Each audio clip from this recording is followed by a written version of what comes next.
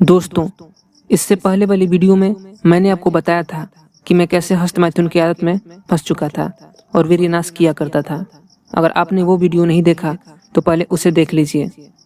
मैंने आपको बताया ही है कि मेरी याददाश्त कमज़ोर हो चुकी थी, मेरा दिमाग भी बहुत कमज़ोर हो गया था। इसी समय मैंने टीवी पे बाबा रामदेव की पतंजलि आयुर्वेद के बारे में सुना, तो मैंने सोचा कि पतंजलि के स्टोर पे जाना चाहिए।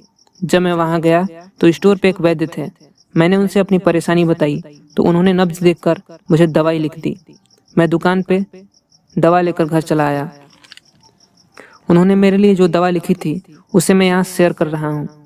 मेधावटी 2-2 गोली सुबह शाम, अश्वगंधा कैप्सूल 1-1 कैप्सूल सुबह शाम, चंद्र प्रभावटी 1-1 गोली सुबह शाम।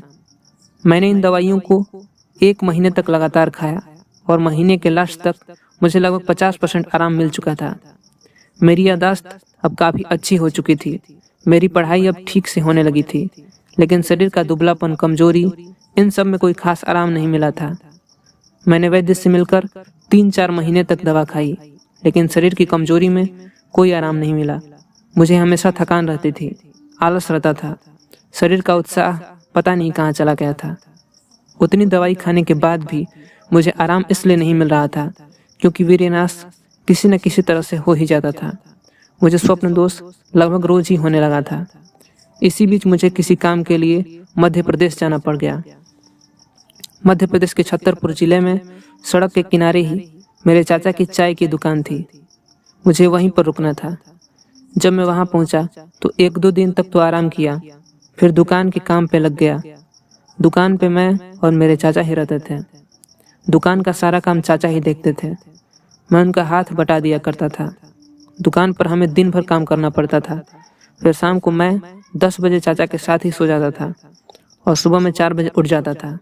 इस तरह मुझे कभी खाली समय ही नहीं मिलता था। इसी तरह न जाने कब 1 महीने बीत गए, मुझे पता ही नहीं चला।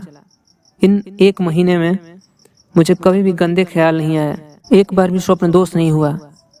वो 1 महीना मेरे जीवन का सबसे अच्छा महीना था। पूरे 30 दिनों तक ब्रह्मचर्य इसलिए हो पाया क्योंकि पहला तो मैं एक अलग ही लक्ष्य पर केंद्रित था, मुझे काम का जुनून था, और दूसरा ये कि मैं दूसरी जगह पर आ गया था। पुरानी बातें याद ही नहीं आती थी।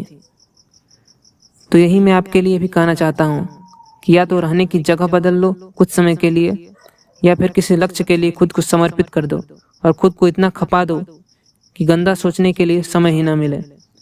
मैं इसी तरीके से 1 महीने तक ब्रह्मचर्य का पालन कर पाया और मुझे उसके क्या फायदे मिले वो मैं आपको अपनी अगली वीडियो में बताऊंगा।